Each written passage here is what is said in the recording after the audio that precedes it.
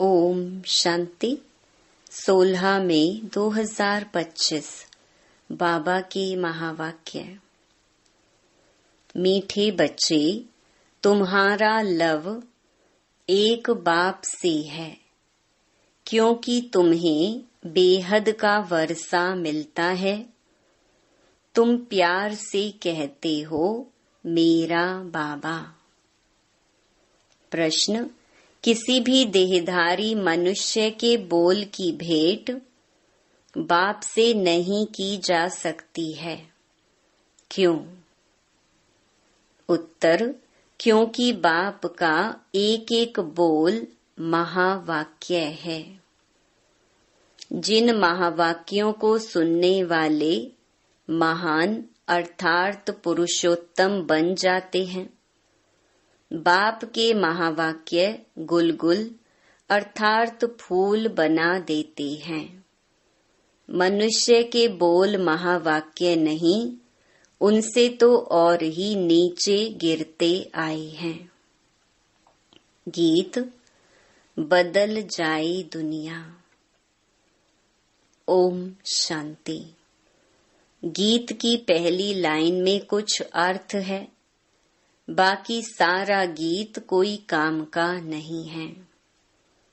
जैसे गीता में भगवानुवाच मन मना भव मध्याजी भव, यह अक्षर ठीक है।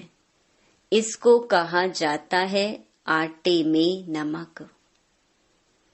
अब भगवान किसको कहा जाता है, यह तो बच्चे अच्छी रीति जान गए हैं।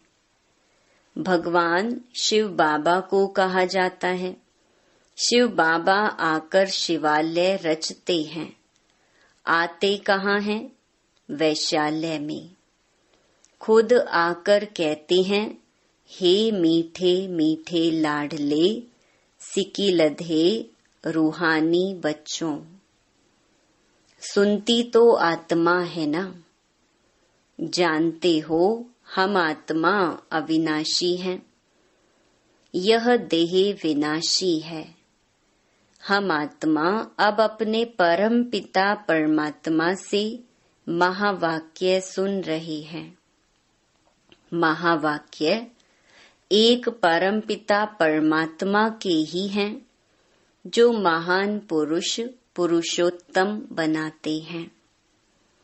बाकी जो भी महात्माएं गुरु आदि हैं, उनके कोई महावाक्य नहीं है। शिवोहम जो कहते हैं, वह भी सही वाक्य है नहीं। अभी तुम बाप से महावाक्य सुनकर गुलगुल बनते हो। कांटे और फूल में कितना फर्क है। अभी तुम बच्चे जानते हो, हमको कोई मनुष्य नहीं सुनाते हैं।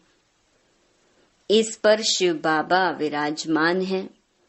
वह भी आत्मा ही है, परंतु उनको कहा जाता है परम आत्मा। अभी पतित आत्माएं कहती हैं, हे परम आत्मा आओ, आकर हमको पावन बनाओ। वह है ही परम पिता, परम बनाने वाला। तुम पुरुषोत्तम अर्थात सब पुरुषों में उत्तम पुरुष बनते हो। वह हैं देवताएं। परम पिता अक्षर बहुत मीठा है। सर्वव्यापी कह देते हैं तो मीठापन आता नहीं।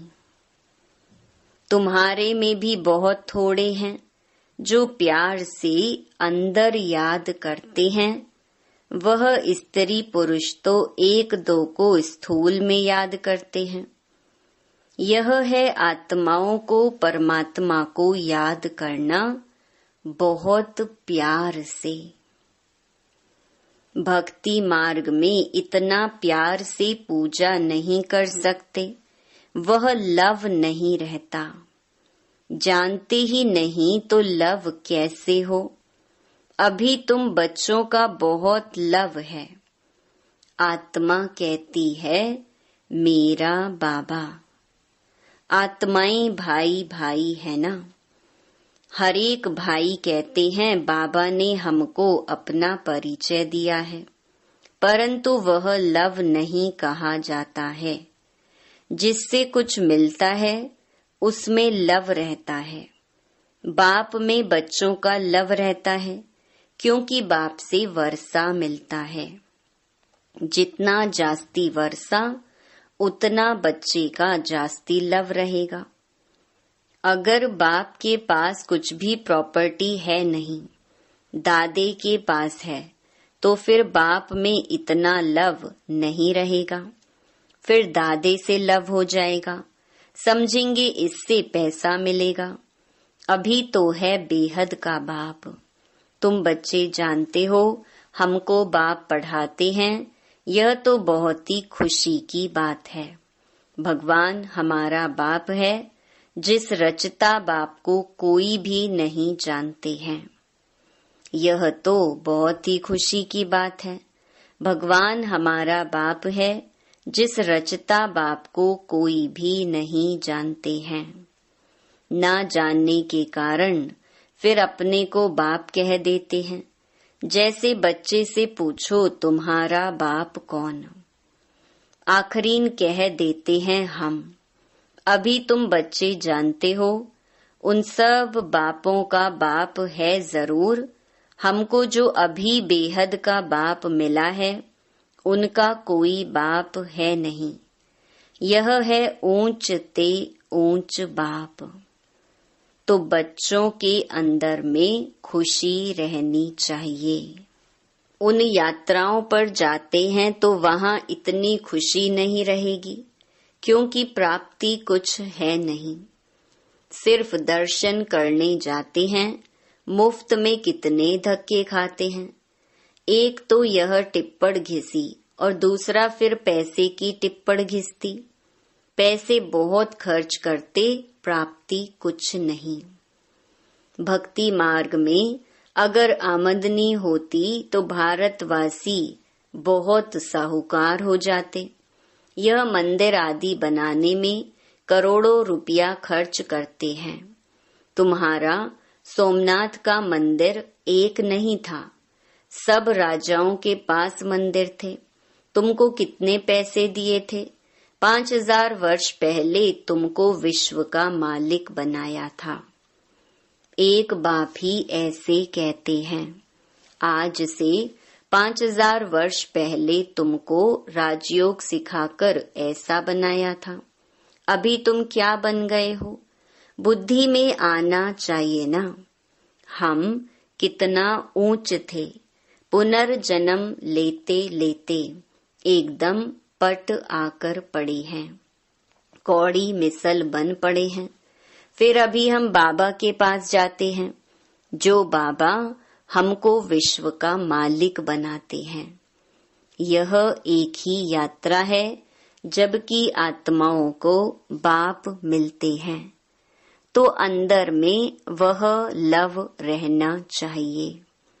तुम बच्चे जब यहाँ आते हो तो बुद्धि में रहना चाहिए कि हम उस बाप के पास जाते हैं, जिनसे हमको फिर से विश्व की बादशाही मिलती है।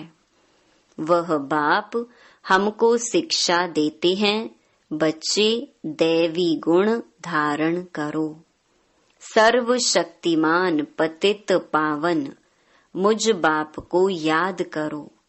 मैं कल्प कल्प आकर कहता हूँ कि माँ में कम याद करो तो विकर्म विनाश होंगे। दिल में यह आना चाहिए, हम बेहद के बाप के पास आए हैं। बाप कहते हैं मैं गुप्त हूँ, आत्मा कहती है मैं गुप्त हूँ।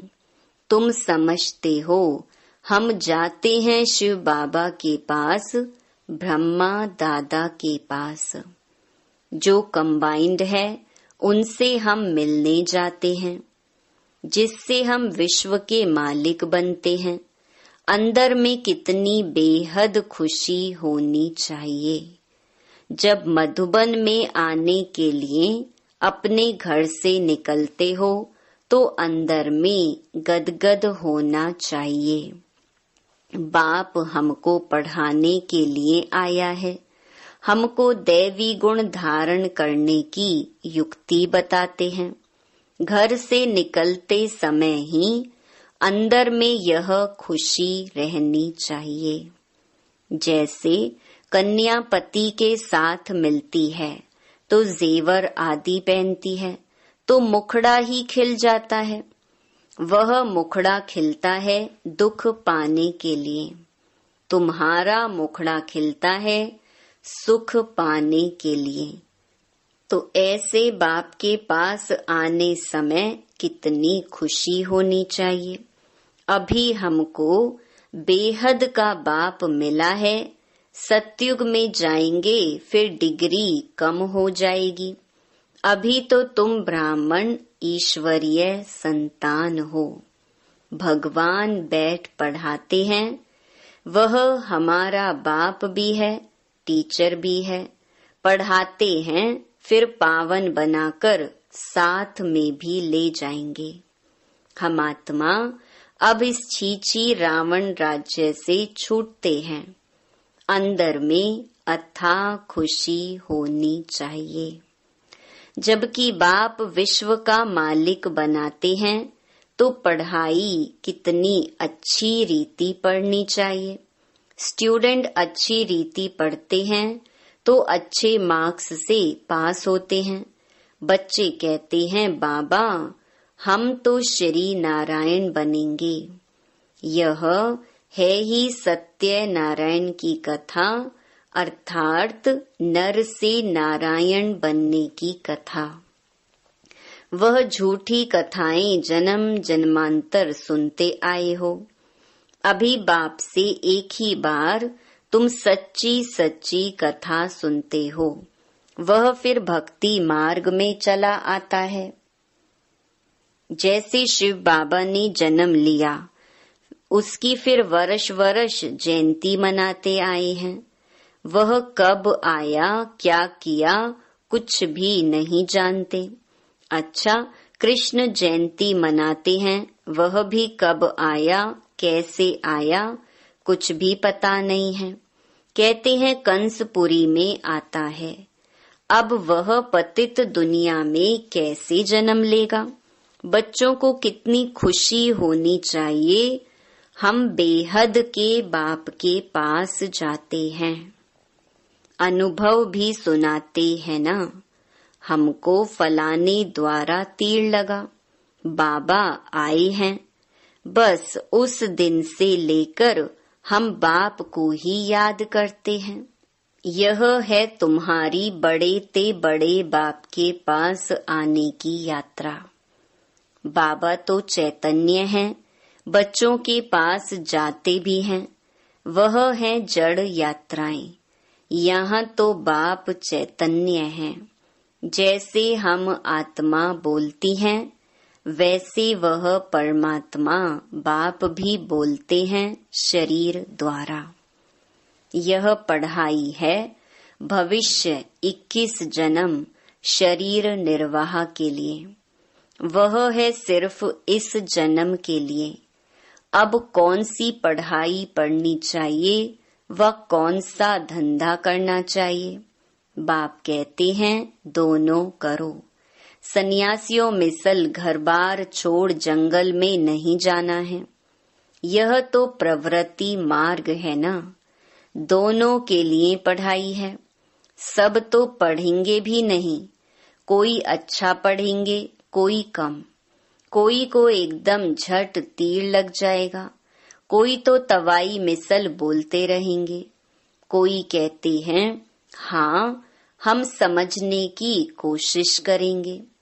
कोई कहेंगे यह तो एकांत में समझने की बातें हैं, बस फिर गुम हो जाएंगे। कोई को ज्ञान का तीर लगा तो झट आकर समझेंगे। कोई फिर कहेंगे हमको फुर्सत नहीं, तो समझो तीर लगा नहीं। देखो बाबा को तीर लगा तो फट से छोड़ दिया ना। समझा बादशाही मिलती है, उनके आगे यह क्या है। हमको तो बाप से राजाई लेनी है। अभी बाप कहते हैं वह धंधा आदि भी करो, सिर्फ 1 हफ्ता यह अच्छी रीति समझो। गृहस्थ व्यवहार भी संभालना है, रचना की पालना भी करनी है। वह तो रचकर फिर भाग जाते हैं। बाप कहते हैं तुमने रचा है तो फिर अच्छी रीति संभालो। समझो, स्त्री अथवा बच्चा तुम्हारा कहना मानते हैं तो सपूत हैं, नहीं समझते हैं तो कपूत हैं। सपूत और कपूत का पता पड़ जाता है ना। बाप कहते हैं तुम श्रीमत पर चलेंगे तो श्रेष्ठ बनेंगे, नहीं तो वर्षा मिल ना सके। पवित्र बन, सपूत बच्चा बन, नाम बाला करो। तीर लग गया फिर तो कहेंगे बस, अभी तो हम सच्ची कमाई करेंगे। बाप आए हैं शिवालय में ले जाने, तो शिवालय में जाने लिए फिर लायक बनना है, मेहनत है। बोलो अब शिव बाबा को याद करो। मौत सामने खड़ा है, कल्याण तो उनका भी करना है ना। बोलो अब याद करो तो विकर्म विनाश होंगे। तुम बच्चियों का फर्ज है पियर घर और ससुर घर का उद्धार करना। जबकि तुम्हें बुलावा होता है तो तुम्हारा फर्ज है उनका कल्याण करना। रहमदिल बनना चाहिए। पतित तमो प्रधान मनुष्यों को सतो प्रधान बनने का रास्ता बताना है। तुम जानते हो हर चीज नई से पुरानी जरूर होती है। नरक में सब पतित आत्माएं हैं, तब तो गंगा में स्नान कर पावन होने जाते हैं। पहले तो समझें कि हम पतित हैं, इसलिए पावन बनना है। बाप आत्माओं को कहते हैं मुझे याद करो तो तुम्हारे पाप नष्ट हो जाएंगे। साधु संत आदि जो भी हैं, सबको यह मेरा पैगाम दो कि बाप कहते हैं मुझे याद करो। इस योग अग्नि से अथवा याद की यात्रा से तुम्हारी खाद निकलती जाएगी। तुम पवित्र बन मेरे पास आ जाएंगे। मैं तुम सबको साथ ले जाऊंगा। जैसे बिच्छू होता है, चलता जाता है, जहाँ नरम चीज देखता है तो डंक मार देता है। पत्थर को डंक मार क्या करेगा। तुम भी बाप का परिचय दो। ये भी बाप ने समझाया है। मेरे भगत कहाँ रहते हैं? शिव के मंदिर में, कृष्ण के मंदिर में, लक्ष्मी नारायण के मंदिर में। भगत मेरी भक्ति करते रहते हैं तो बच्चे ना। मेरे से राज्य लिया था, अब पूज्य से पुजारी बन गए हैं। देवताओं के भगत है ना। नंबर 1 है शिव की अव्यभिचारी भक्ति। फिर गिरते गिरते अभी तो भूत पूजा करने लगे हैं। शिव के पुजारियों को समझाने में सहज होगा। ये सब आत्माओं का बाप शिव बाबा है। स्वर्ग का वर्षा देते हैं। अभी बाप कहते हैं मुझे याद करो तो विकर्म विनाश हो। हम तुमको पैगाम देते हैं। अब बाप कहते हैं पतित पावन ज्ञान का सागर मैं हूँ। ज्ञान भी सुना रहा हूँ। पावन बनने के लिए योग भी सिखा रहा हूँ। ब्रह्मा तन से मैसेज दे रहा हूँ, मुझे याद करो। अपने 84 जन्मों को याद करो। तुमको भगत मिलेंगे मंदिरों में, और फिर कुंभ के मेले में। वहां तुम समझा सकते हो पतित पावन गंगा है या परमात्मा। तो बच्चों को यह खुशी रहनी चाहिए कि हम किसके पास जाते हैं। है कितना साधारण, क्या बड़ाई दिखाएं। शिव बाबा क्या करे जो बड़ा आदमी दिखाई पड़े। सन्यासी कपड़े तो पहन नहीं सकते। बाप कहते हैं मैं तो साधारण तन लेता हूँ, तुम ही राय दो कि मैं क्या करूं। इस रथ को क्या श्रृंगारूं। वह हुसैन का घोड़ा निकालते हैं, उनको श्रृंगारते हैं। यहाँ शिव बाबा का रथ फिर बैल बना दिया है। बैल के मस्तक में गोल गोल शिव का चित्र दिखाते हैं। अब शिव बाबा बैल में कहाँ से आएगा। भला मंदिर में बैल क्यों रखा है। शंकर की सवारी कहते हैं।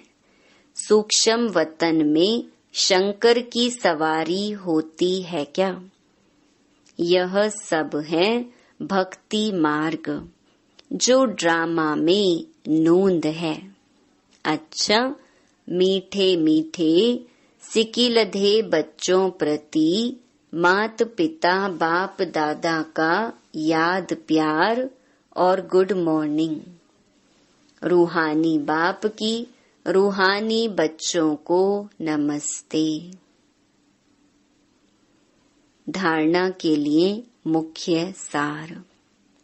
पहला, अपने आप से प्रतिज्ञा करनी है कि अभी हम सच्ची कमाई करेंगे। स्वयं को शिवालय में चलने के लायक बनाएंगे। सपूत बच्चा बनकर श्रीमत पर चलकर बाप का नाम बाला करेंगे। दूसरा, रहमदिल बन तमो प्रधान मनुष्यों को सतो प्रधान बनाना है। सबका कल्याण करना है। मौत के पहले सबको बाप की याद दिलानी है। वरदान, हर मनुष्य आत्मा को अपने तीनों कालों का दर्शन कराने वाले दिव्य दर्पण भव। आप बच्चे अब ऐसा दिव्य दर्पण बनो जिस दर्पण द्वारा हर मनुष्य आत्मा अपने तीनों कालों का दर्शन कर सके। उन्हें स्पष्ट दिखाई दे कि क्या था और अभी क्या हूँ, भविष्य में क्या बनना है। जब जानेंगे अर्थात अनुभव करेंगे व देखेंगे कि अनेक जन्मों की प्यास व अनेक जन्मों की आशाएं मुक्ति में जाने की व स्वर्ग में जाने की अभी पूर्ण होने वाली हैं, तो सहज ही बाप से वर्षा लेने के लिए आकर्षित होते हुए आएंगे। स्लोगन, एक बल एक भरोसा। इस पाठ को सदा पक्का रखो तो बीच भंवर से सहज निकल जाएंगे।